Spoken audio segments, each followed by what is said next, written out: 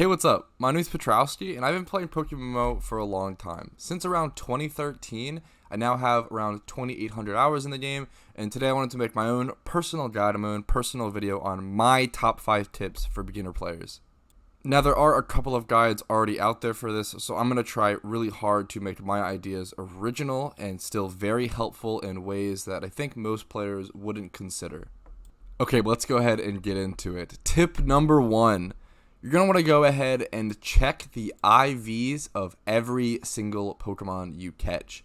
And what this basically means is whenever you catch a Pokemon, you can right-click them within your party or within your PC and go to this little tab that kind of looks like a DNA symbol. And what that's going to show you is 6 numbers that range from 0 to 31. These are called IVs for those who don't know, and it stands for independent values. And basically what they are stats that your Pokemon are born with and will never change. The higher IV in a stat, the better the Pokemon will be in a stat, 31 being the max and then 0 being the worst.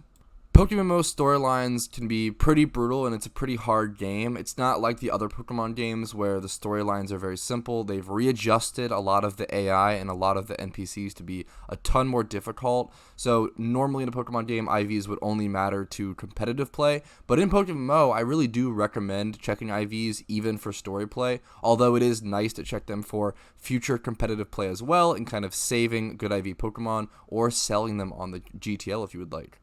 The bottom line on this, and the main thing to keep in mind, is that you don't want to end up with a Pokemon with 0 special attack that you're using a ton of special attack moves on to sweep through the storyline like Surf, and you don't want to end up with a Pokemon with 0 attack that you're earthquaking through the storyline with. It's just not going to end up to be doing enough damage later on in the game, and it's going to be important to have those Pokemon have decent IVs for the attack type they're using. If you don't know what attack type your move is, you can actually hover over it and you'll see under the water typing, Surf says special, so you know it's a special type move, and under flying, you'll see in red it says physical, so that is a physical type move. Alright, moving on to tip number 2. Use items on all of your Pokemon at all times if you have them. So a huge thing that I think a lot of players and a lot of kids didn't realize while growing up playing Pokemon is the games were so easy you didn't really need to put items on your Pokemon, but PokeMMO is, very different as I've talked about already, and you're going to end up needing to put items like leftovers, items like a Silk Scarf or a Sharp Beak or a choice item like Choice Band, Choice Scarf, etc., on your Pokemon to be able to make them powerful enough to get through the storyline. So it's just important to use all resources that you have at your disposal and available to you. You're going to get a bunch of items through the storyline, so you're going to want to make sure every single Pokemon in your party is equipped with at least one item. The items that I personally think are best for storyline would be Leftovers, Choice Band, Choice Scarf, and Choice Specs. Alright, on to tip number 3, which is going to be don't be afraid to use the GTL. For those who don't know, the GTL is the Global Trade Link, which you can access by going to any PC, going down, clicking Global Trade Link, and there's going to be a ton of Pokemon here that you can buy at your disposal. You cannot access the Global Trade Link until you have at least 4 badges in your first region. It's a very important factor to consider. But do not be afraid to use the GTL to buy some cheap Pokemon for a typing you might need to defeat a certain gym, or especially items. The GTL is great for items early game, especially when you might want to buy an item like a Choice Band. Very expensive, but if you do have enough to buy it, it's very nice, and you can sell it back when you're done. That's something enough players don't realize, is that after you're done using one of these super powerful items to beat a gym or complete a part of a storyline, you can just sell it back for minimal profit loss. You might lose around 5k in listing fees, and maybe if you have to drop the price to sell it lower, but it's a very important, powerful tool to use at your disposal.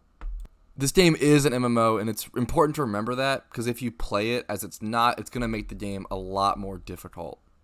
Alright, now tip number 4 is going to be about preserving valuable items, specifically TMs. You're going to want to try really hard to not use valuable TMs if possible when completing the storyline and when completing certain gyms, at least on Pokemon that aren't great IV-wise and aren't worthy of that TM.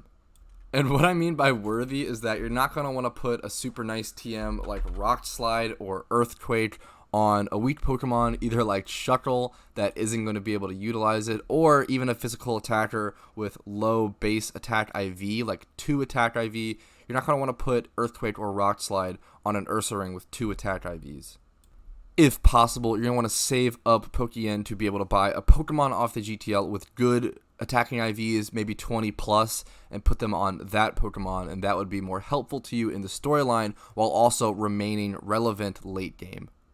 Even if a TM is untradeable, it's still important to value it as though it's not, because you might end up needing that TM one day, and TMs are expensive. The average TM costing around 25k, it can end up costing around 100k Pokeyen to outfit one Pokemon, to moveset one Pokemon. That's quite pricey. Alright, and on to tip number 5. Tip number 5 is going to be around being social. Remember, it's an MMO, and being social can not only be really beneficial and be helpful, you can ask people questions, check global chat, try to join a team. They'll be able to help you answer a ton of questions there, but it'll also be fun. It'll also, make you new friends and really increase the quality of your journey. Playing through Pokemon with friends is a huge reason to play Pokemon, and it's a really different experience than playing it on the normal cartridge games.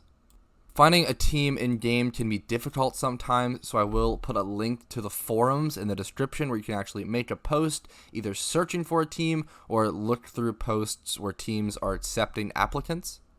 And I hope you find a great team that'll help you and be fun and kind and social. Global chat can be rough sometimes, so I do want to put a disclaimer on that. Sometimes people can be toxic, especially when you put so many people in one chat room. It makes sense, but there are moderators in there usually, and they will be the ones to be helpful and always give you a direct answer. So just be on the lookout for a little symbol in chat. It'll be a big green box or so, and it'll say CM, which stands for Community Manager. They'll always be there to help.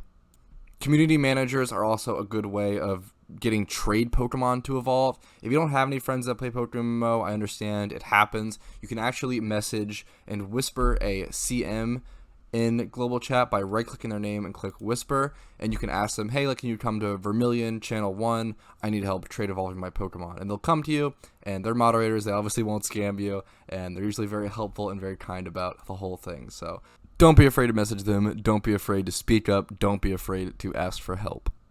Okay, but that covers my personal top 5 tips for beginning PokeMMO players. If you found this video helpful, please let me know in the comments. Please like this video if you liked it, disliked it if you don't. Subscribe if you want to see more PokeMMO content. Ring that bell for future notifications on uploads. And have a fantastic day. Peace and love, everyone. Good luck.